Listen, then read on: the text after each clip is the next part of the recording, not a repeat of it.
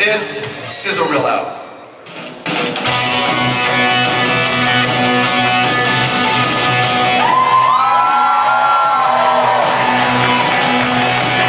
Please, everybody, give a huge round of applause for DreakMeout!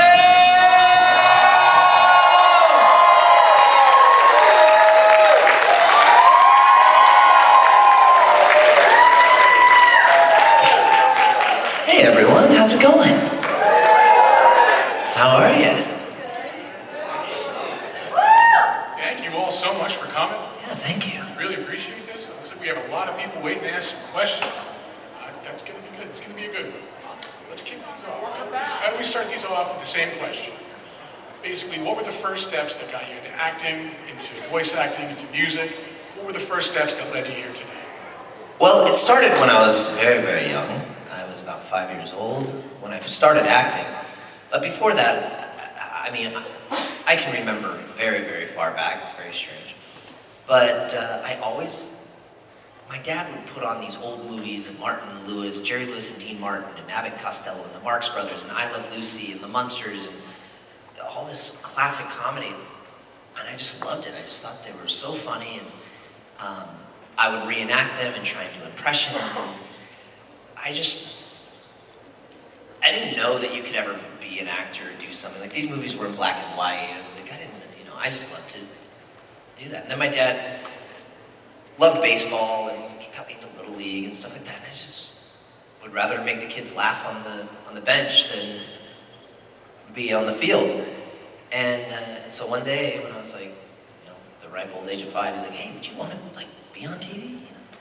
I think my dad was going through a divorce, and he was in he went to counseling for the divorce, and he was in the waiting room, and there was a parenting magazine, and in the back of the magazine there was an article or an advertisement, like, does your kid want to be a star? Does he want to be in show business? And he's like, oh, that's maybe that's something that I can do with my son, and to bond with him, and we can do it together instead of, he's not really into sports, so maybe this is something he can do. So we went to some manager, and I don't even remember where. And she's like, hey, do you want to be on TV and play with all these awesome toys and eat the new cereals? And I'm like, yes, I do.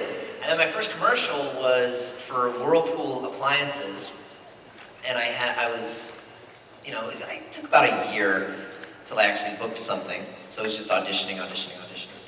And then finally got this commercial, and it was for Whirlpool appliances, and I had to sit on a tree stump, sit against a tree stump, and eat popsicles, and let the popsicles drip onto my white t-shirt. And then the magic of the Whirlpool washing machine gets rid of the stain. Shows my mom washing the shirt and all that. Well, I'm 6 years old, and I'm like, oh, so acting is you just get a bunch of free popsicles? Because you had to do a bunch of takes, they had to do a bunch of different angles, they had to get a close-up of the shirt, they had to get it dripping, so they're just handing me popsicle after popsicle, and I'm 6 years old. And Paid popsicles, this is the best day ever. I'm like, yes, I want another popsicle, yes, this is awesome. Dad, when's the next one? And so then I just fell in love with it, and then there was just the excitement of being on set and shooting something, and then when you're little and on set like that, everyone's super nice to you and everyone's very friendly. So whereas, for example, if we're working on a project, you don't really go unless you're one of the big stars. You don't go over to Video Village where the producers are and watch the monitor and see playback and stuff like that. You're kind of oh, that's the boss's area. But when you're a little kid, it's cool. So the directors were taking me back, and I was getting to see playback of me, on TV, and so I'm like, wow, this is really cool. I just was over there and eating a popsicle, and now it looks like a commercial that I see on TV, and oh, this is so cool. And so I just fell in love with all of that, and then just continued and auditioned and tried and booked one thing, and then led to another, and more experience, and here we are. Yeah. Yeah, in doing my research, within your first few years of acting, you were in some really big things. You were on Home Improvement, you're on Drew Carey shows, Seinfeld, you're in Jerry Maguire. Did you have any sense of like how big these things were? I mean, those sitcoms were huge in the 90s. I mean, Jerry Maguire was huge. Well, when I was working on Jerry Maguire, obviously it was Tom Cruise. He's the biggest movie star of all time. And so that was really exciting. And he was incredible. You always get to pick up, when you get the opportunity to work with people you look up to or that are really successful, you get to see them, you get the opportunity to see them interact with the crew and interact with fans and interact with people. And you get to pick up little things like, oh, cool, one day if I'm ever as successful as that person, like, that's how I'm gonna be with my fans, because he was really nice, and like he was in the middle of a conversation and he's at work. Like, we were working in a hospital for Jerry Maguire, the Jerry Maguire scene, and it was a real hospital. So there were patients and people and nurses and people walking around, and people were just walking up to Tom and can I get your autograph? And Tom's like pacing and like working on his dialogue. See him like working. He's got his sides in his hand. He's working it out. And every single time someone would come up to him and interrupt him, he would stop what he was doing and give his like full undivided attention to that person. And listen to their stories, listen to however long they had to talk to him, sign whatever they asked him to sign, and then they would go away and he'd go back to what he's doing. And then I've seen people who that would happen to, and they would be like, excuse me, you guys, come on, really? Like, you're working here, and I've seen that. And then you're like, ugh, and then you look at Tom and you're like, what did that take? 3 minutes? Yeah, you built up so much. That person went away going, that was such a monumental moment for me, like, oh my gosh. And I've had experiences like that because I'm a super fan. There's people at this con that, I'm in the green room and I'm like, can I get do you do selfies? Can I do do you have this, how much is it? And they're like, no, dude, like, come here. I'm like, oh, I really love you, I grew up on you. So I get that, and I've had experiences where people are really, really nice and really kind, and people that are like, get away from me, kid, you bother me. And so I've always been like, wow. So working on Jerry Maguire was an opportunity to be like, wow, like, Tom walks through, and every single person on the set in the morning when he shows up, he goes, hey Karen, how's it going? Good morning. Hey Mike, how's it going? Good morning. Hey Tim, how are you doing? Hey Jeff, like, knows every single person's name down to the grip, down to the best boy, down to the craft service girl, down to like, and he's just always like, hey. And Jerry O'Connell is like that. When I worked with him on Yours, Mine, and Ours, I mean, he would burst into the makeup room when it wasn't even his time to be in the makeup room, and just like set the tone for the day, man. Everyone would be like, oh, it's early in the morning, we're getting our makeup done. And Jerry O'Connell would walk in looking like a movie star. Like, did you do your hair and makeup at home? Like, what did you do? And he'd go, good morning, guys, how's it? Hey, I'm running to craft service. Anybody need anything? I'm gonna grab some coffees. Good morning. He worked on our movie for 3 days. He wasn't even like part of our cast that had been working together for 2 months. He was there for 3 days. He just did a little part. But he was just, and then we were on the way to set. We're in a van. I hope you guys like these stories because I'm totally going off on tangents. Okay? But it was a really cool moment, and these are just cool things that I'm able to pick up through experiences. And we're in a van, and we get driven to set, and set's pretty far, and the extras have to walk to set. Now it's like 3 or 4 of us in this 16-passenger van, and we're being driven to set, and Jerry looks out and he's like, are those the extras walking to set? And the driver's like, oh yeah, they don't have transpo, they have to walk. And Jerry's like, stop the car, stop the van. And it's hot outside, people are all walking to set, and he jumps out of the car and he slides the van door open, he's like, hey, get in the van, you're not walking, come on, get in the van. And then all these extras get in the because like they're told like don't go around the actors, don't go around the craft service. This is where you guys are supposed to be sequestered. This is where you guys are. And so everyone's getting on the bus and I'm like, what? Like, and he shuts the door. He's like, come on, we're all on set. How you guys doing? You guys having a good day? You know, blah blah blah. Starts chatting them up all the way to set. They get off. They're like, what just happened? Like this, and I'm like, put that in my pocket. All right, I'm gonna be like that. I'm gonna be like you. I'm gonna be like you. So cool experiences like that you get to see. That's awesome. Yeah. I'm still like thinking over the fact that you guys actually filmed in an actual hospital. So like, it's conceivable that somebody like just waking up out of surgery is like being wheeled through the hall. Like, is that Tom Cruise? Tom Cruise? Did I die? Is that the morphine or what? I hit that drip way too many times. Let's take our first audience question. Sure. Wow, we have like a crazy echo. Hello. Today. Hello. Tell us your name and tell us your question. All right, Steve. Two things. A, I love your tattoos. Thank you. B, you sound like my boss. He's the fun boss, so it's good. My voice or just, how do I sound like Your vibe. Your boss must be dope. He's an attorney, so... Well, then he must be brilliant too. We're exactly alike. And probably devastatingly handsome.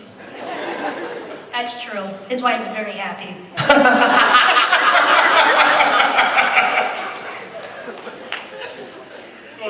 That's amazing. And with that, what is the weirdest fan interaction that turned into a good story? Okay, weirdest fan interaction. Well, I don't think this is a weird fan interaction, but this is a very cool story about a fan.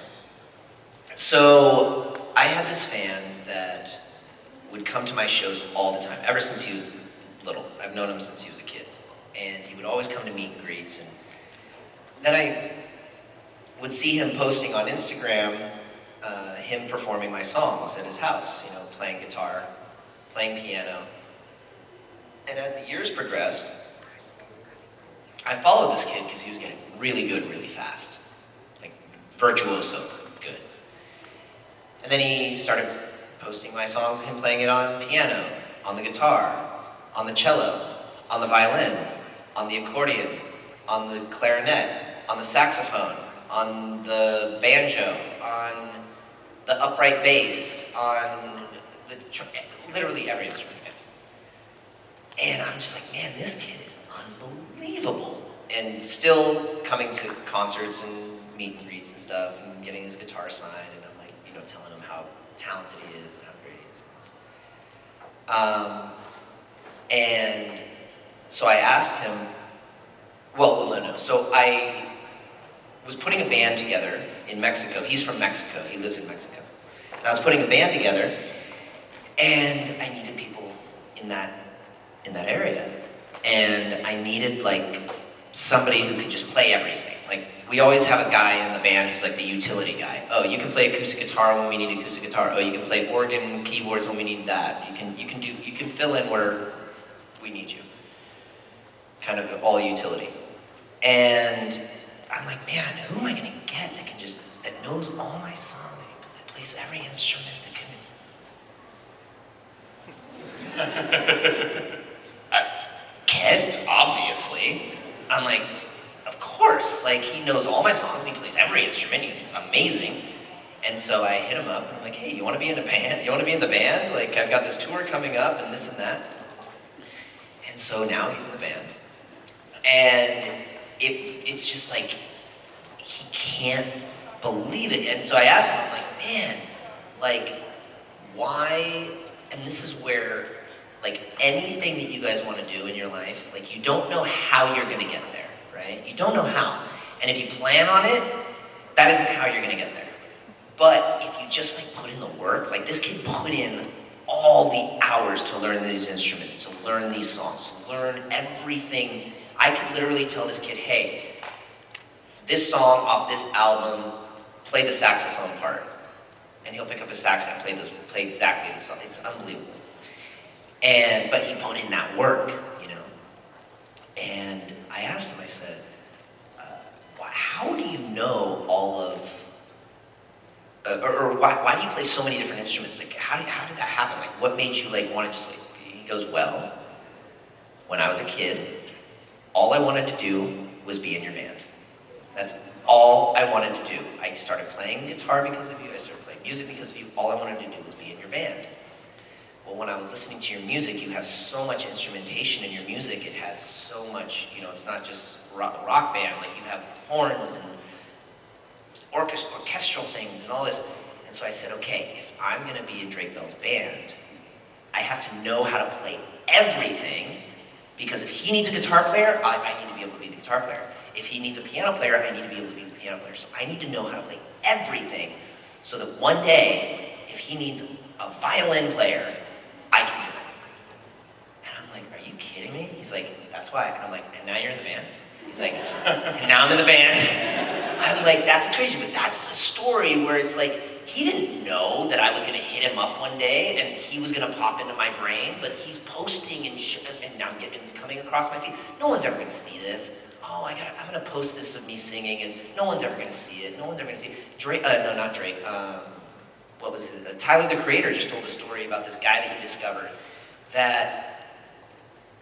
and he tells the same thing. He's like, dude, I looked at this guy's page. He had like 300 views, but I saw it. And now he broke this artist, and now he's killing it. And he's like, but you don't know who's gonna see it, And I saw this kid's thing, and I'm going through it, and I'm like, wow. And now he's in the band. He totally manifested that by putting in the work, and that's where luck, it's like, oh man, that kid got lucky that he got to be, no. It's opportunity meets preparation. It's like, oh, if I would have texted him, and he's like, oh, well, actually, I don't really know this song. I just kind of practice and then post it. I'm not really that good. Like, I don't read music. I kind of, like, he didn't put in the work. Well, then bye. Well, then the opportunity slips away. But he put the work in. Opportunity arrives. Well, now he's lucky all of a sudden, Oh, that's awesome. That's great. Thank you for your question. Next up, our next question.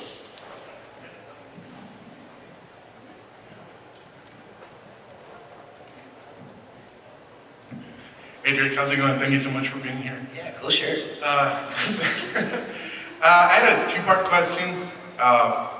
Was there any talks of possibly doing a superhero movie sequel?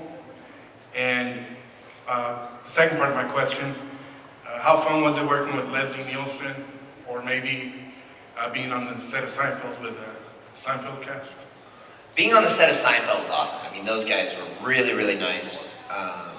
And I was a kid, so when I was a kid, like, I had people that were like, but everyone was always pretty nice to me because I was a kid.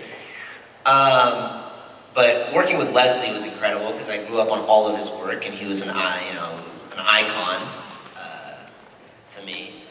And there was never any talks about doing a sequel. We should have,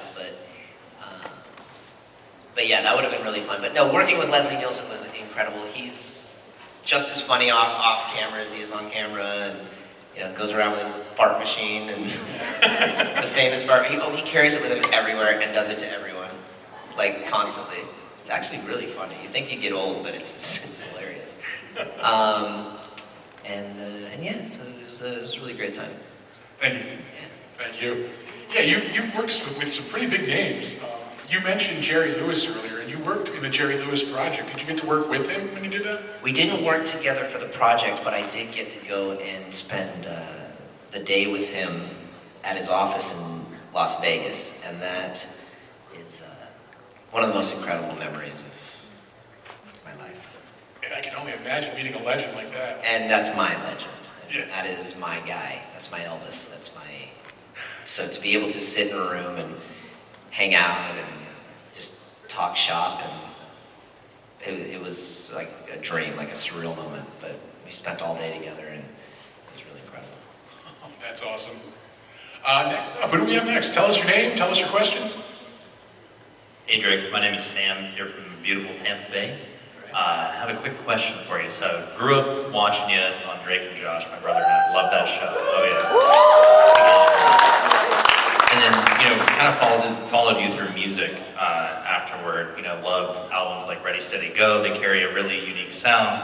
But one piece of music in particular, I've always had a question about. What inspired you to do your cover of Gucci Gang by the Pump? And have you ever hung out with the Pump? Did you guys talk about it? Dude, we're homies. Oh, that's awesome. Yeah. There was a point I was hanging out with Pump all the time. Oh, wow. But he's East Coast, I'm West Coast, so we're not in the same city often. But no, he's a good friend of mine. He's a very, very sweet guy. Like his persona. Oh, maybe he doesn't want me to tell anyone.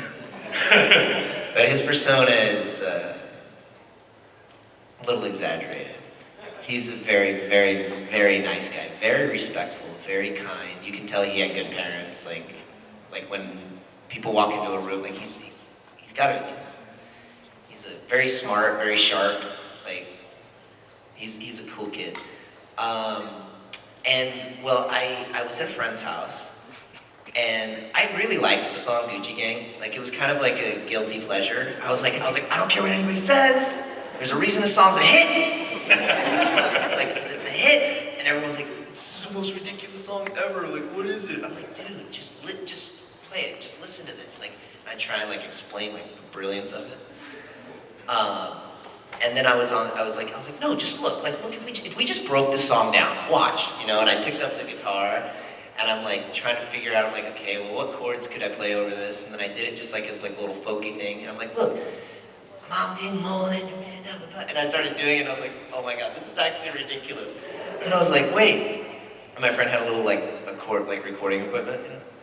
And I just did like this like vocoder and like stacked the vocals and did this little thing. And I was like, oh no. I have to record this now. And so I decided, I recorded it, and then I was like, then I got into, you know, I always liked the song, and I mean, I knew the lyrics, you know, but you know, you kind of sometimes don't pay attention to the lyrics. You're just like, oh, this is just groovy, and the syllables fit, and whatever, you know, it's like. Then I went to record the song, and I was like, oh, I have to say that, okay. Maybe I'll just mumble a little, I mean, he mumble raps, right? That's a thing. But yeah, no, it was just me being completely out of my mind and ridiculous. I was like, this is so ridiculous that people have to hear it. That's awesome, thank you. Thank you for your question.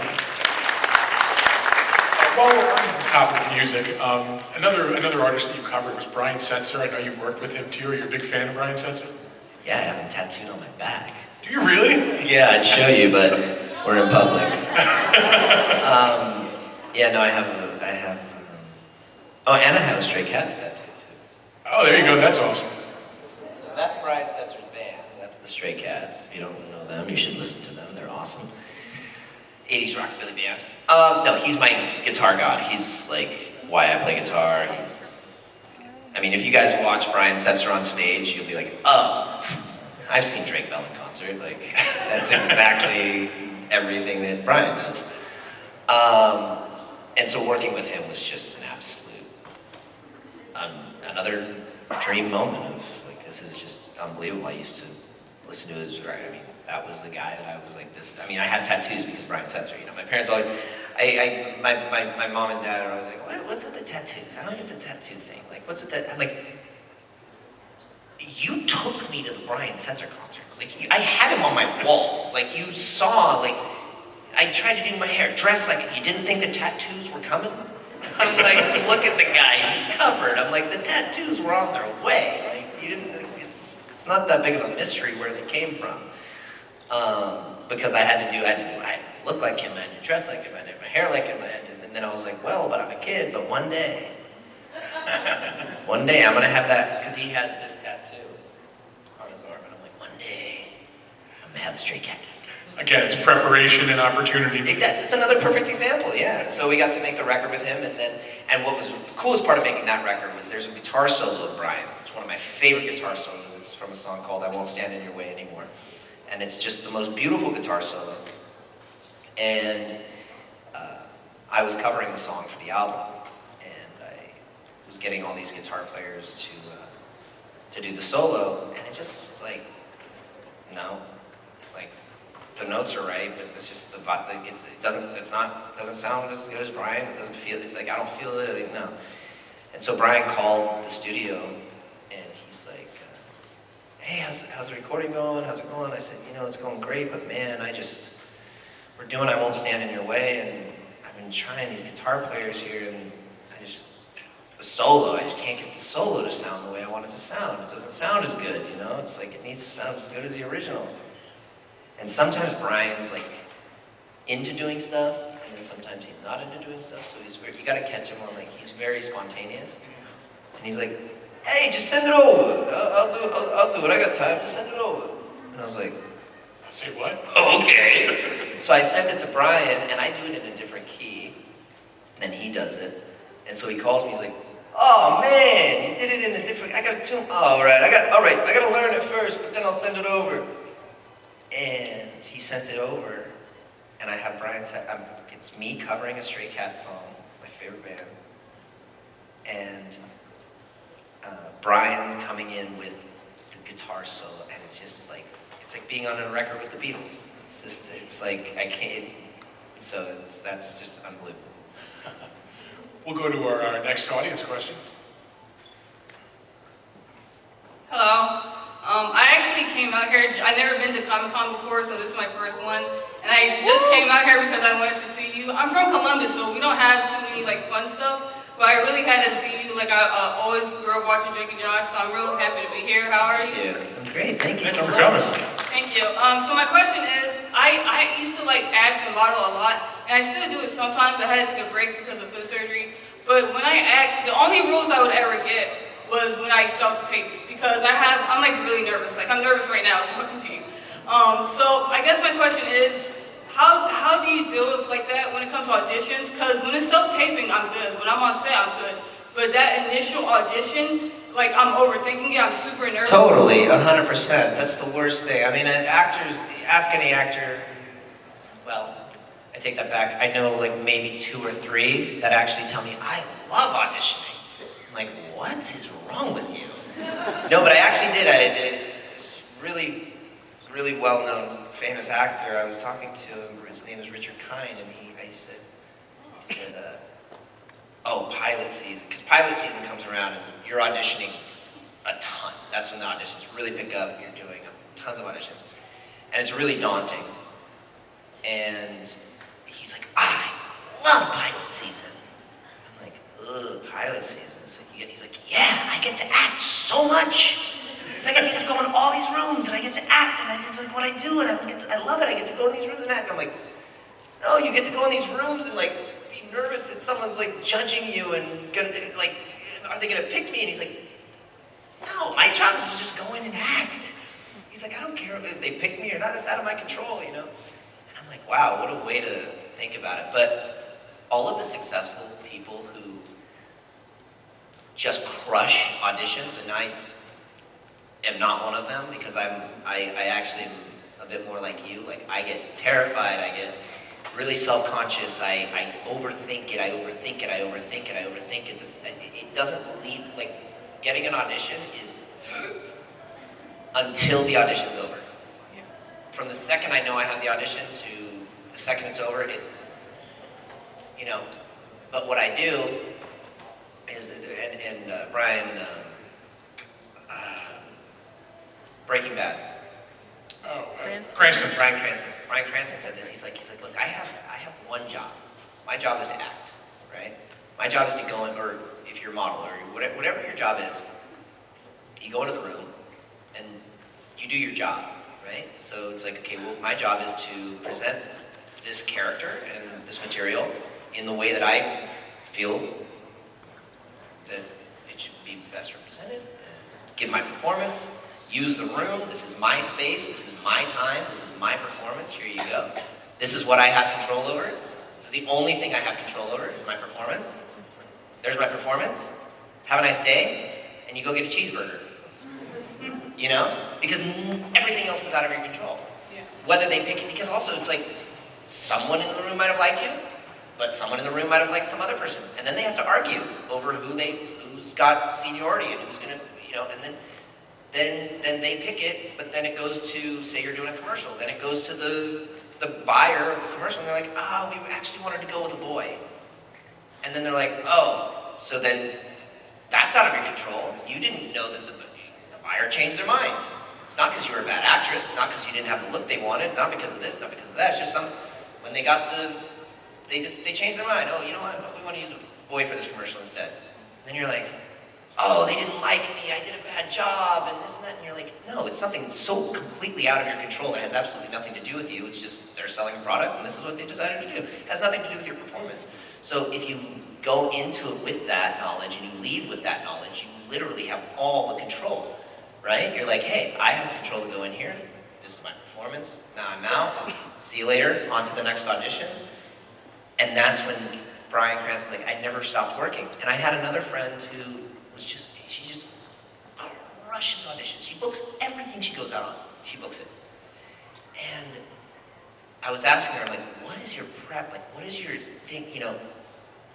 And she's just like, I don't care. I'm like, well, you gotta care. It's your job. Like, she's like, no, I don't mean that. She's like, I just don't care. Like, you know, I go in, I park, I pay the meter, I go in, I do my audition, I go out, and I meet up with some friends for coffee. Like, it's just part of my day. It's just like another thing that I gotta do, and this is what I do, you know? And I just don't think about it. It just doesn't matter. I don't care if I get the job or not. And that's another thing people read. Like, people, when you're like, I need this job, I need this job, I need this job, I need this job. People are like, ugh. But when you walk in, you're like, oh, hey, what's up? Like, cool, okay, yeah, ready? Yeah, here we go. Boom, boom, boom. You're totally natural, totally comfortable in there. You're like, all right, see you later. It's no pressure on you. It's like, you're like, yeah, cool. If you book me, you book me. If not, I got another audition coming, you know, and I'll get one. And then once you get that one, all those hundreds that you went on don't even matter. You don't even remember them. And, but yeah, and then also use, you know, when you're a performer, you use the, oh man, I'm anxious on stage, or I'm nervous to get on stage. It's like, cool, we'll use that nervous energy and like focus it into something positive. You know, it's like, oh, maybe I'm gonna give more energy on stage. Like for example, you know, when I'm playing to 40,000 people, I definitely have more energy, more nerves, more like, okay, this is a bigger show. Is everyone gonna remember is everyone gonna play the right chords? Is everyone gonna remember their harmonies? Is everyone gonna remember their moves, their things, and all that? And but then you use that, and all of a sudden you're giving more energy to the audience, and you're releasing that. You're like, oh, I gotta get this out, so I'm gonna jump higher, and I'm gonna get down with the audience more, and then all of a sudden you're like giving and taking from that audience, and instead of having this like anxiety of like, oh, I'm nervous, do they like me?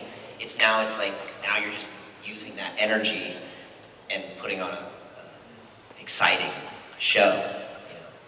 Thank you so much. Yeah, Thank you. We are like over a half hour into this interview, and we have yet to mention Spider-Man. oh yeah. Do it. You have played Peter Parker or Spider-Man, I think, in over 10 different projects or series, including Ultimate Spider-Man, which was like 104 episodes, I believe. Yeah. Something. Yeah. What was that like? What was it like when you first hear that you're going to be playing a character like Spider-Man, like this iconic, hero? No, I mean, it's totally surreal. I mean, I grew up on the comic books. I grew up loving Spider-Man, obviously. And just to be able to step into that role it's surreal. It's unbelievable, you know. And our show, getting the opportunity to work with Stan Lee, and it's unbelievable. You know, we're sitting in a vocal booth with Stan. It's like getting to work with Walt Disney. So. I, as an adult man, met Stan Lee and wept like a child. Yeah, you know, you do. It's emotional, but it's your child. You created all of this. Like, it's just unbelievable. And getting to work with all, Joe Quesada, and all these just legends, It was, it's really, really cool to be able to walk into the Lego store and there be a giant Lego Spider-Man, and my son says, "Dada, they have you at the store." That's pretty cool. Do you get that? Do you get recognized from kids a lot? Like, do they know it's you doing the voice? A lot. I don't know what it is about my voice. Maybe it's recognizable or something, but I do get a lot of people that be like, "Oh, I heard your voice," and I was like, "Wait, do I hear Drake Bell?" Like before I saw you. go to our next audience question. Hey, Mr. Bell, you will remember me. I met you like 2013 at the hotel. Used to be at the Tampa Bay Comic-Con before. At the Comic-Con over at the, what hotel was that? It's a big one. Yeah, it's the one right across. Yeah, I remember. Yeah. Oh, well, I asked you, how was it work as the Timmy Turner and the A? Yeah. Yeah. So, Oh yeah, Timmy Turner. yeah. So how was it work with it? If Tara Strong tell you that it was a good, maybe a good role or? Yeah, Tara's a great friend of mine. She's amazing. Obviously, I grew up on everything she ever did. And getting to work on Fairly Odd Parents was amazing. I mean, it was so strange too. I mean, it was just kind of a spur of the moment. I got a call. I was working on another project, and they called me and wanted to go to lunch with me, and they're like, "We're gonna make a live-action Fairly Odd Parents." And I'm like, "Oh, that's awesome! I love the Fairly Odd Parents. Like, I love that show." And they're like, "Yeah, we're thinking about you for Timmy Turner." And I was like, I'm like, I'm a grown-ass man. I was like 23 or 24, maybe 25, I forget. And I'm like, Timmy's a little boy. Like, you're not gonna cast like a little boy? Like, what do you mean? And they're like, no, it's the idea is like Timmy's grown up, but he like won't grow up because he will lose his fairy godparents, and so it's kind of like a Billy Madison, like you're stuck in, and I was like, okay, that's funny. I'm like, that's actually, okay, let's do that. And so I got to do it, and then got to work with Butch Hartman, who was just, you know, remained one of my dearest friends. He's just an incredible, one of the greatest people that I've worked with in this industry, in life, is Butch Hartman. I mean, he is just a rare breed in this industry. So kind, such an amazing family man, just somebody that you look up to and you're like, if I get success, like, I gotta do it like that. He's really cool. And amazing to work with, super creative. Funny story. So we get to do a sequel. And the sequel is a Christmas movie. And we're up on the top of I can't remember, Whistler. Is it Whistler in Canada, in Vancouver? I forget. But anyway, we're on the top of some really cold mountain, okay? Freezing. And I'm like, they make sets for this, you know? And we're just so cold. And we're trying to not look cold, and we're doing our dialogue. And this is the whole movie. We're just like, get us out of this frozen tundra. And all of the crew and everybody are like in the tents with their hot coffee and their heaters blowing on them, and their giant, you know, Timberland jackets or whatever, and they're looking at the monitors, all peaceful and warm, and we're out there like, can we do take two? Can we do take two? Let's go, please, right now, go. And so the whole time, Butch kept making the joke, hey, don't worry, I promise, the next one will be in Hawaii.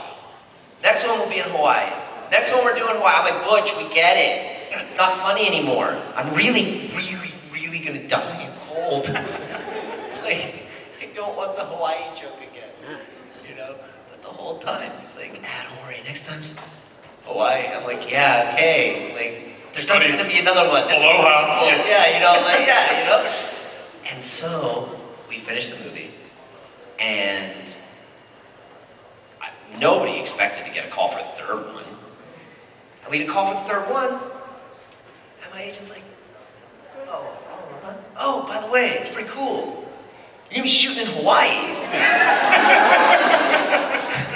And I'm like, dude, it's like a movie, okay? I go, no, we're not. Wait, what? And he's like, yeah. They're doing 2 months in Hawaii. And I go, oh my God. So I call Butch. I don't know if I called him right away or when I saw him, but I asked him, I said, Butch, how did you get us to Hawaii? Like, the Hawaii joke is real. Like, how, you know? He goes, Drake, they called me to do the third one. I opened up my laptop and I wrote, exterior Hawaii. And then just started writing. He was like, I was getting us to Hawaii. I'm like, dude, that's amazing. So for the third one, we went to Hawaii for 2 months, and literally our hotel was right there. We would come down and in this one, we just wear our board shorts and a Hawaiian shirt and some sandals. I don't have to get in a wardrobe. The makeup takes 2 minutes. It's like, put some sunscreen on, you know? And we come right down from our hotel, walk out, the beach and the set are right there. We're like sitting down, like a little virgin pina colada, like, oh, you guys need me? Oh yeah, okay. One sec. Gotta go make a movie real quick. I'll be right back. Hey, what's up, turtles? All right. You guys got dolphins too? Yeah, all right, that's cool. It was just amazing, you know. So we got to but he did that for us. You know what I mean? Like because he wasn't up there freezing and bun. He was off. You know, he had his jacket and heaters. But it was really cool that he thought about us and did that. We got to actually do it. We're getting low on time, but I think we have time for one more question. I'm very sorry if we didn't get to you if you're in line. So we have one more. I ran over Oprah. Hi. Is that why this is the worst day of your life?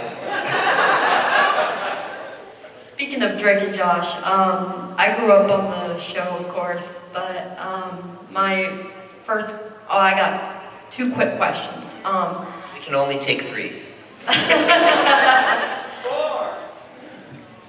Well, okay, so first one is Drake and Josh related, of course. It's what is your absolute favorite Drake and Josh episode? And Probably Treehouse. Oh, I love that. Mine's Right there, I drew it with the magic marker. My favorite is Peruvian puff pepper. I just like that one for some That's a reason. great one. That's a great one. I have a funny story. So I was in Peru, and I'm in the line at customs. I'm leaving Peru, and there's this family in front of me. And the dad he goes like this, and he's getting, waiting for customs, and he turns around and he goes,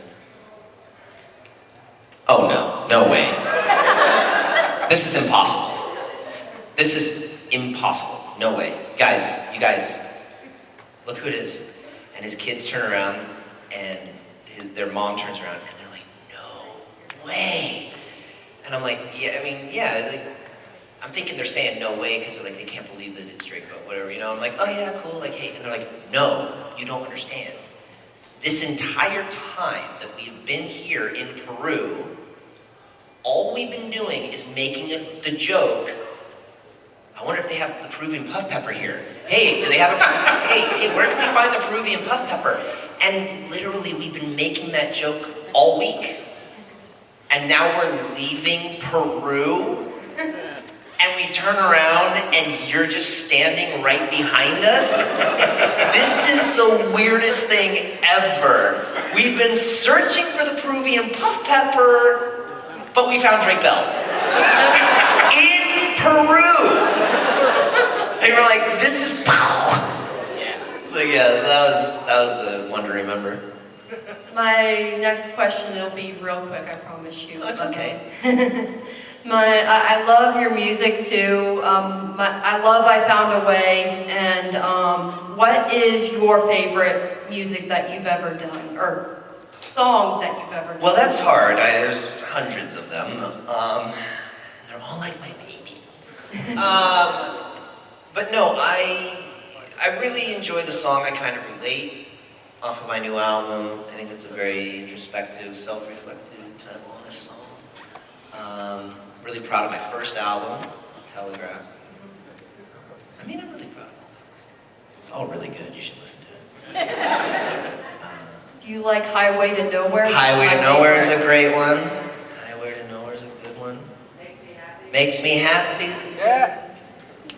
Just a legend. calm down. There's too many legends in that room next door to call me a legend. Thank you for your question. Yeah, thank you so much. We are just about out of time. We have literally 10 seconds. I just want to say thank you all for coming.